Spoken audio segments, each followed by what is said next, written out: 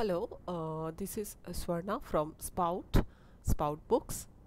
As we have decided to organize a kind of masterclass on the visual impact of book design, we requested interested individuals to be well informed, at least at the basic level. But I'm not sure from where to start. That's why I have decided to go with a few classes, if not on regular interval, but sporadically if possible, and I will update those classes in YouTube channel and I will share that. Thus, when we conduct the actual master class, the masters who are there will not face any kind of difficulty in explaining a concept and building upon it. The basic idea is to be able to building upon the basic concepts. Therefore, I will start with a page. Like if you imagine this blank space being a page of the book, how we see a page. আমি এখানে না বাংলা ইংরেজি দুটো ভাষাতেই বলবো। আমি জানি না কারা পার্টিসিপেট করতে ইন্টারেস্টেড হবেন, তবে যারা হবেন তারা খুব সম্ভবত মানে ইংরেজি বাংলা দুটো ভাষাতে তাদের অসুবিধা হওয়ার কথা নয়, অ্যাটলিস্ট পাবলিশিংয়ে তো নয়। এবার এই পাতাটাকে যদি আমরা একটা বইয়ের পাতা হিসেবে ভাবি, তাহলে আমাদের চোখ কিভাবে কাজ করে আমরা এখান থেকে দেখতে পারবো। আমাদের চোখ ফার্স্টে এই এরিয়াটাতে কাজ করে, এই এরিয়াটা দেখে। এটা নিউজ পেপারে যারা চাকরি করেন তারা খুব ভালোভাবে জানবেন। Then our eye shifts or gaze shifts to this area, and then a very weak transformation happens from this to this area, but এই এরিয়াটা একদমই ভালনারেবল, মানে লোকেটা মিস করে যায়।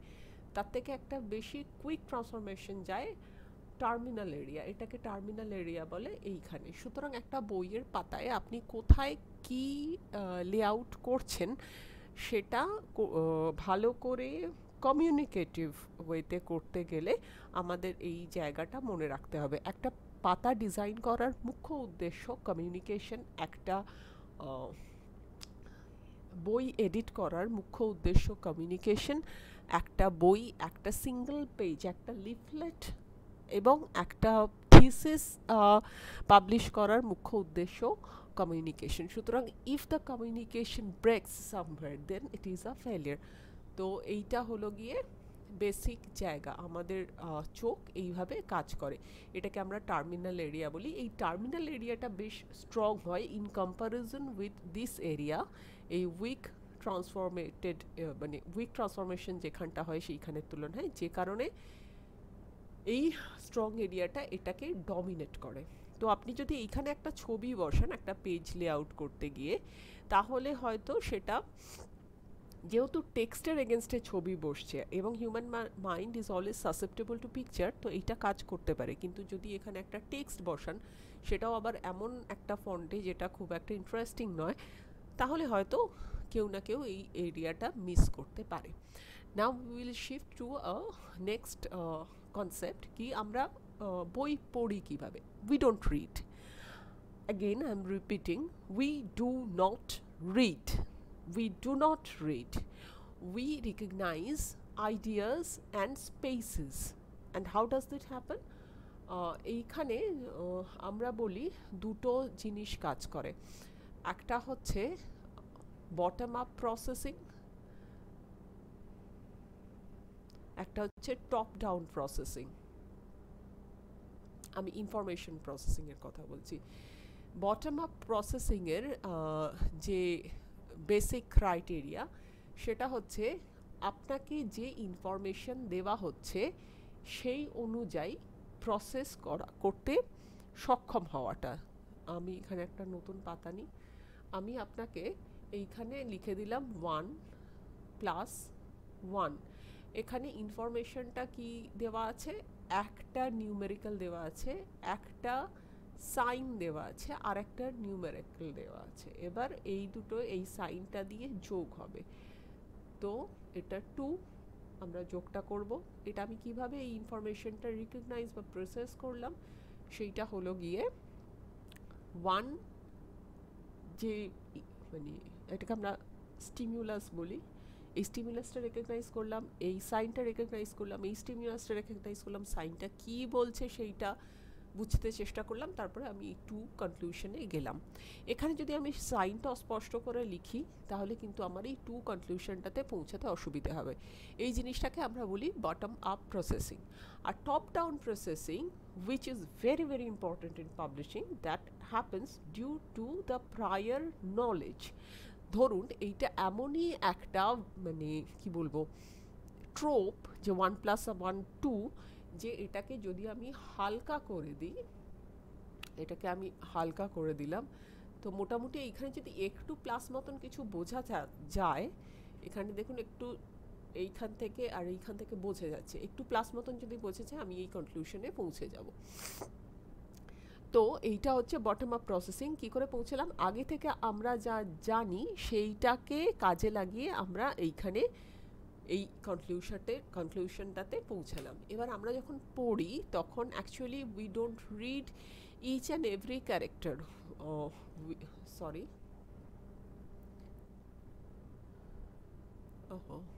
এক second, we don't read each character. We don't read each character. আমরা কি করি বলুন তো, আমরা জাস্ট একটা উইয়ের মতন কিছু রেকগনাইজ করি, একটা ডোন্টের মতন কিছু রেকগনাইজ করি, অ্যাপোস্ট্রফি রেকগনাইজ করি। It is very important in publishing. Apostrophe recognize করি অ্যান্ড রিড গোছের একটা কিছু রেকগনাইজ, READ রিড, এই স্টেজটা কিন্তু আমরা বাচ্চাবেলায় যখন সেকেন্ড ল্যাঙ্গুয়েজ ইংরেজি বা ফার্স্ট ল্যাঙ্গুয়েজ ইংরেজি শিখি তখন পেরিয়ে এসেছি। সুতরাং এখন যখন আমরা পড়বো তখন কিন্তু আমরা এই রিডটাকে আর এরকমভাবে মাথার মধ্যে ঘষবো না, আমরা জাস্ট আমাদের আইটা খুব স্মুথলি গ্লাইড করে যাবে। তো এইখানে কিন্তু এটাকে এ হিসেবে মনে হচ্ছে সেরকমও নয়। সুতরাং এটা যে রিড লেখা আছে আপনি বুঝলেন কী করে, because you are capable of মানে deriving into that decision that it has been written as read because of your prior knowledge with the word. মানে আপনি এটা এতবার পড়েছেন যে এটা রিডই হবে, আপনি শিওর, যদিও এখানে এই এটা ভালো করে বোঝা যাচ্ছে না। ডিটাও যে এমন কিছু ছাপার অক্ষরে লেখা আছে তা কিন্তু নয়। এইখানে যেমন ক্যারেক্টার CHRACTER, এইখানে আমি এটা কি করেছি, তবু কিন্তু এইটা মানে এইটাকে ক্যারেক্টার হিসেবেই যে কেউ পড়বে। তো এইটা হচ্ছে টপ ডাউন প্রসেসিং। এই টপ ডাউন প্রসেসিং কখন হয়, যখন আমরা কোনো নভেল পড়ি, মানে যেটাতে ধরুন এমন একটা কিছু আমাদের ইমাজিন করতে হচ্ছে যেটা ঠিক মানে ইম্পসিবল কিছু, বা এতক্ষণ পর্যন্ত আমার কাছে যা ইম্পসিবল ছিল সেইখান থেকে আমাকে ইমাজিন করতে হচ্ছে এমন নয়, তার আইডিয়াসগুলো আমি জানি, আমি একটার সাথে আর একটা জুড়ে জুড়ে বিল্ড আপ করছি। আর এই জায়গাটা যেটা বটম আপ প্রসেসিং হয়, এটা স্পেশালি যখন সায়েন্টিফিক জার্নাল পড়া হয় কিংবা একটা বাচ্চা যখন নতুন কিছু শেখে তখন এই বটম আপ প্রসেসিংটা অনেক বেশি কাজে লাগে। এবার আমরা দেখি যে আমরা কিভাবে, আচ্ছা এইখানে আমি top down processing and bottom up processing এর একটা ডেফিনেশন বলছি। Top down processing uses higher level of cognitive processes such as expectations and prior knowledge to influence the interpretation of incoming stimuli. It involves using pre-existing mental models to guide perception and understanding. It allows individual to make sense of ambiguous or incomplete sensory inputs by inferring missing details. এবার মজাটা হলো, এই যে top down প্রসেসিংটা আমি এইখানে explain করেছিলাম, এই টপ ডাউন প্রসেসিংটা কিন্তু আমি এইটা যখন প্লাস সাইনটা মোটামুটি বোঝা যাচ্ছিল না তখনও কাজে লাগিয়েছি, কিন্তু আমার কাছে এই দুটো ইনফরমেশন খুব ক্লিয়ারলি অ্যাভেলেবল হচ্ছিল।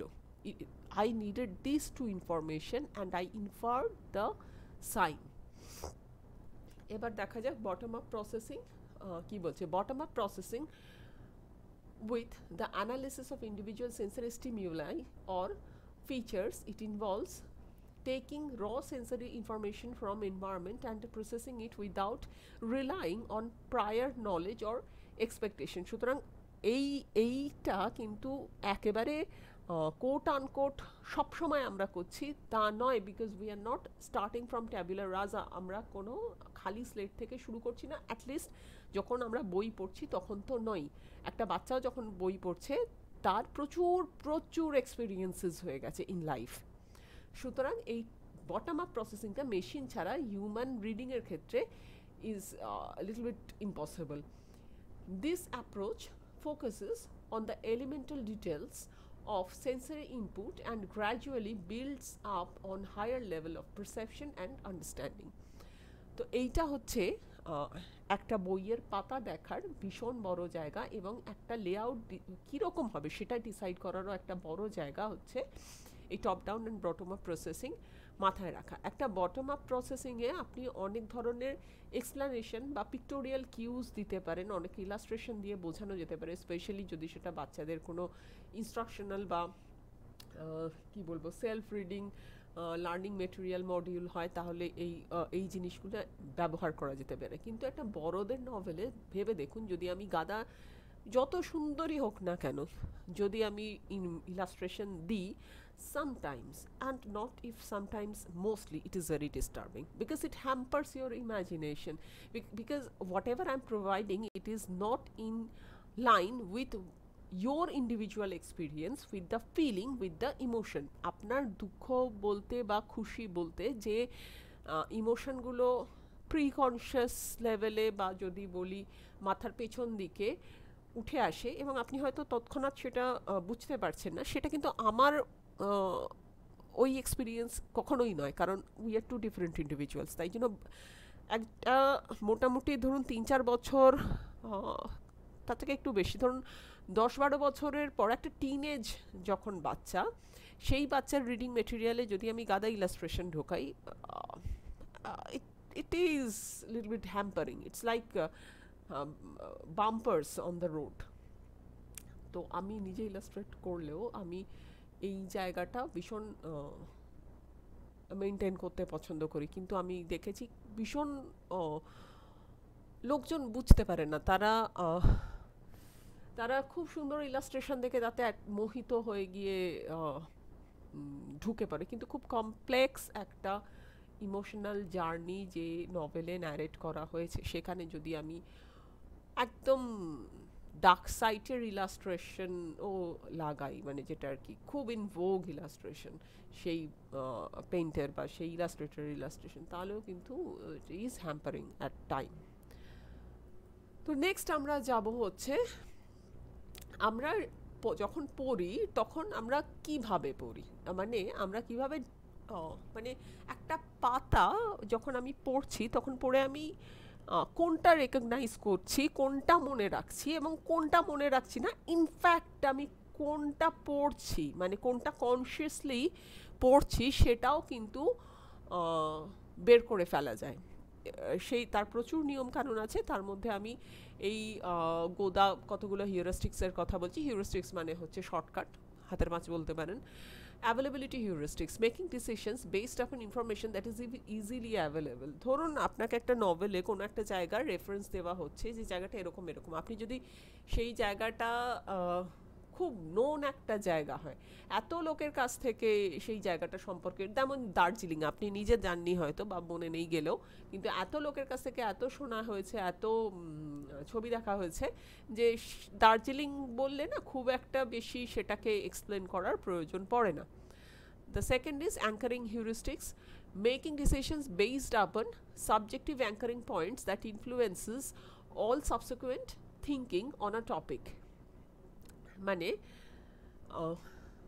আপনার নিজস্ব এক্সপিরিয়েন্স, ধরুন এবার আপনি ওই দার্জিলিংয়ে নিজে গেছেন এবং গিয়ে আপনার খুব বিটার একটা এক্সপিরিয়েন্স হয়েছে, তো একজন অথর সেই দার্জিলিংয়ের খুব সুন্দর বর্ণনা দিচ্ছেন, দার্জিলিং সম্পর্কে একটা বই রঞ্জন বন্দ্যোপাধ্যায়ের ছিল, বেশ সুন্দর বর্ণনা ছিল, বইটার নামই দার্জিলিং ছিল বোধহয়। তো কিন্তু আপনার এক্সপিরিয়েন্সটা এতটাই বিটার যে আপনি ওটা পড়তেই পারছেন না। তো that also matters in reading, in that matters in how you will lay out a page in a book. তবে আমরা কি করি, আমরা তো একটা জেনারেল অডিয়েন্স ক্যাটার করি, ফলে দার্জিলিং বললে হয়তো আমি খুব একটা চ্যালেঞ্জ নেব না যে আমাকে 100 জন পড়লে হয়তো একজনের সেই এক্সপিরিয়েন্স হবে, সুতরাং আমি লেআউটটা তার জন্য বানাচ্ছি না, আমি বাকি 100 জনের জন্য বানাচ্ছি। সেই কস্ট এফেক্টিভ জেসের জায়গাটা, we have to go through the calculation of the cost effectiveness of how we are making the layout of the page. We will not go with the individual experience, we will not cater the individual experience unless it is really committed to a niche customer base. We usually try, even in that niche customer base you will have 5 different types, so you will not be able to cater to all types. তো আমরা general একটা ধরে নিই যে আমার বইয়ের level, অ্যাবস্ট্রাকশনের level এইখানে আছে, আমার টেক্সটের অ্যাবস্ট্রাকশনের, ম্যানুস্ক্রিপ্টের অ্যাবস্ট্রাকশনের লেভেল এইখানে আছে। আমি মোটামুটি দার্জিলিংয়ের পাহাড়টা একটা রেখায় ছেড়ে দেব, না একটা খুবই অ্যাবস্ট্রাক্ট ডিজাইনে ছেড়ে দেব, না আদৌ কিছু করব না, এই সব কিছু কিন্তু আমাদের ভাবতে হয় যখন একটা পাতার লেআউট ডিজাইন করা হয়। কেউ ভাবি না আমরা, কারণ প্রচণ্ড তাড়া থাকে, দ্যাট ইজ ট্রু, কিন্তু অনেস্টলি এটা করাটা খুব মানে একটা ভালো বইয়ের পেছনে যদি সময় দেওয়া হয় বইটা ভালো হবে। Then affect heuristics, making decisions based on emotions, mood and gut feeling rather than logic. এইবার এইখানটায় কিছু করার থাকে না। এইখানে একজন পাঠক যদি তার মনে হয় যে এই দার্জিলিংয়ে একটা খুন হবে, খুব সুন্দর ডেসক্রিপশন দেওয়া হচ্ছে, খুনটা হবে কিনা সে জানে না, কিন্তু তার কোথাও একটা প্রিভিয়াস এক্সপোজার কিংবা কিছু একটা বলছে যে খুন হবে, তো আপনি কিছু করতে পারবেন না। এইখানটায় তাকে ছেড়ে দেওয়া, এবং that is a huge space to play with. মানে যদি সত্যি আপনার টেক্সটে সেই খুনটা থাকে তাহলে আপনি তাকে ম্যানিপুলেট করতে পারছেন কি না through the layout design of the page, that is the credit of the designer. এবার আপনি হয়তো একটা খুব মানে গতে ধরা টেক্সট ভাবলে চলবে না, এখানে এখানে একটু ডিফারেন্ট বইয়ের কথা ভাবতে হতে পারে। দেখুন, আমি গত বইমেলায় একটা অ্যাটেন্ড করেছিলাম সেমিনার, ওখানে একটা বই দেখানো হয়েছিল, সেখানে না বইটা আমার মানে দ্যাট ওয়াজ কি বলবো, ওয়ান টাইম এক্সপিরিয়েন্স, যেটা মনে থেকে যায় সেই রকম। সেখানে বইটার ওপরের মলাটটা কার্বন পেপার দেওয়া ছিল, মলাটটাই কার্বন পেপারে তৈরি, ভালো গোছের কার্বন পেপার, তার উপরে আরেকটা কভার দিয়ে সেই কার্বন পেপারের কালিটা যাতে না উঠে আসে সেটা সিল করা। এবার বইটা যদি আপনাকে পড়তে হয় সেই ওপরের কভারটা আপনাকে খুলতে হবে, এবং বইটার বিভিন্ন ধরনের কালির এবং কালির পট নিয়ে তৈরি ছিল, কিউরেট করেছে হিস্টোরিক্যাল কালি অ্যান্ড কালির পট। তো খুললেই আপনাকে বইয়ের কভারে হাত দিতে হবে, এবং সেই হাতটা দিয়ে আপনি যখন পাতা উল্টাবেন তখন কালিগুলো প্রত্যেকটা পাতায় লাগতে থাকবে।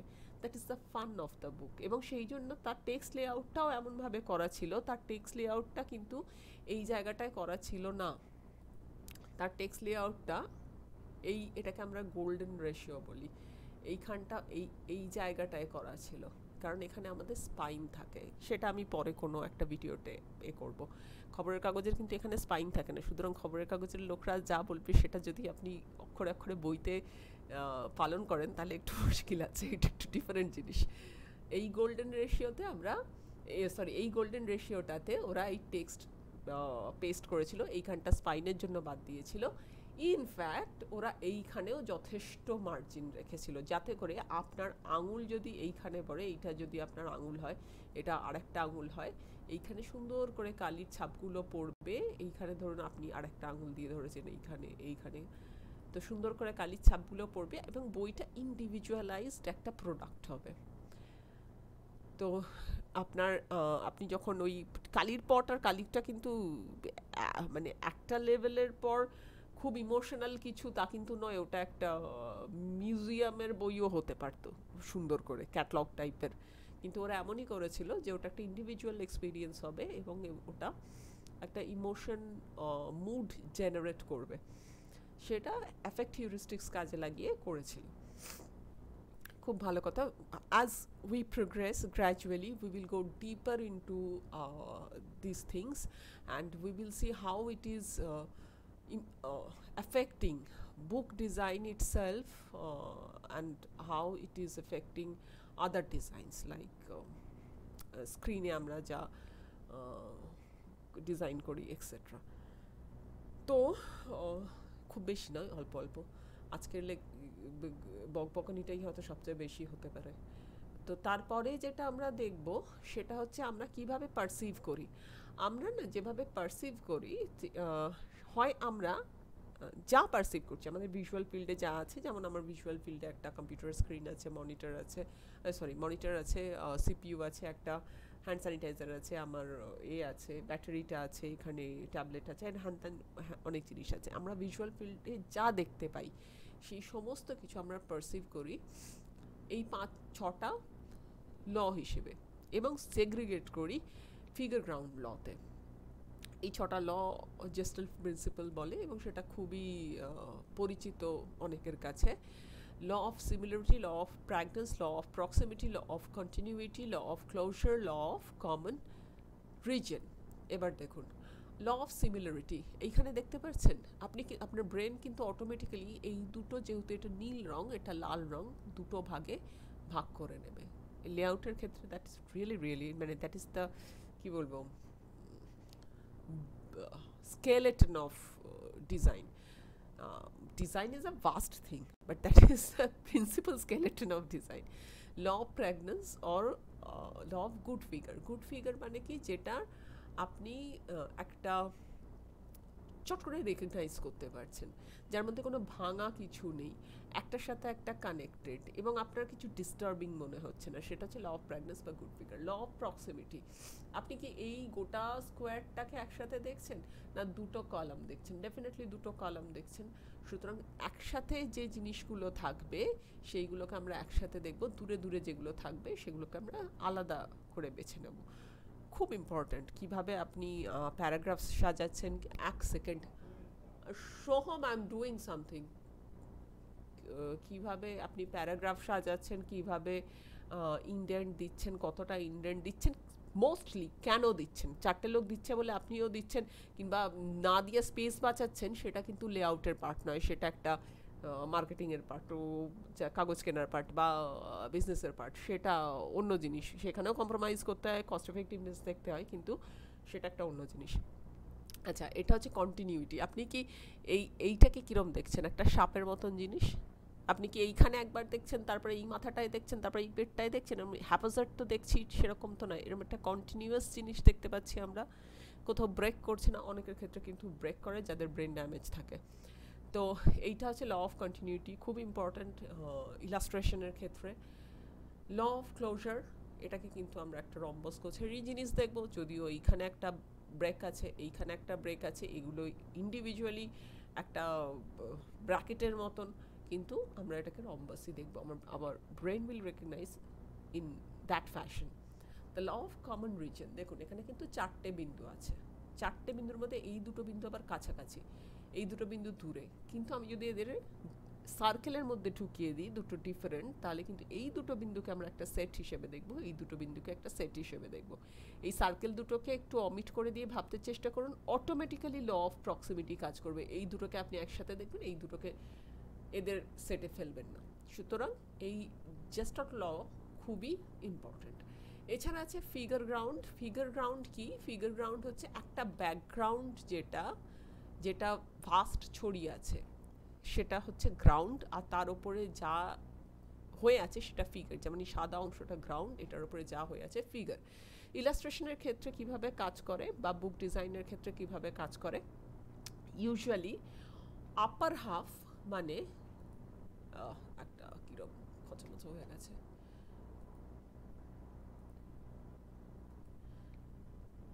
ইউজুয়ালি এই আপার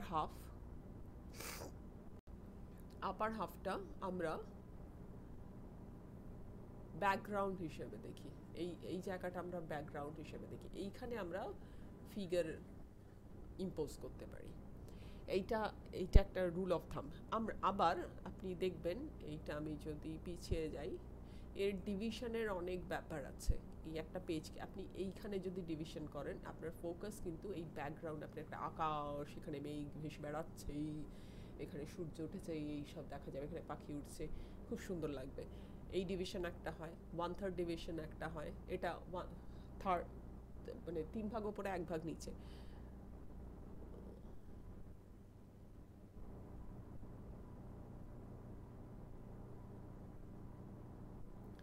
এইখানে যদি করি তাহলেও কিন্তু এইটুকুনি জায়গা খুব ফোকাসে চলে আসে, কারণ এটা একটা ছোট্ট ইউনিক জিনিস তৈরি হয়। এইখানে আমি একটা ঘাস জমি করতে পারি, একটা না খুব সুন্দর ছবি আছে, ইলাস্ট্রেশনস আছে, আমি পরে যেদিনকে আপলোড করব সেদিনকে আমি এ থেকে আমাদের জায়গায় আমার একটা এ থেকে দেখাবো কি আছে না আছে।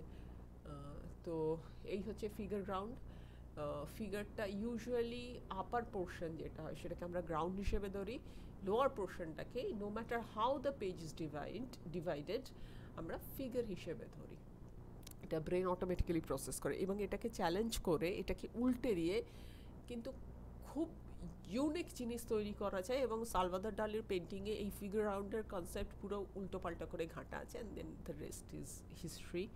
আর যাই হোক, এই এই জায়গাটা একটা ইম্পর্টেন্ট। শুধু সালভাদর ডালি কেন, স্ট্রিম অফ কনসিয়াসনেসের ওপরে যারা কাজ করেছেন তাদের সবারই ফিগার গ্রাউন্ড খুবই ঘেটে দিয়ে কাজ করা আছে। That is why they are so much attractive. এবং ওই ছবিগুলো, পিকচোরিয়াল ইমপ্রেশনসগুলো যদি কোনো বইতে ইউজ করা হয়, বইয়ের টেক্সটটা ঘেটে যাবে।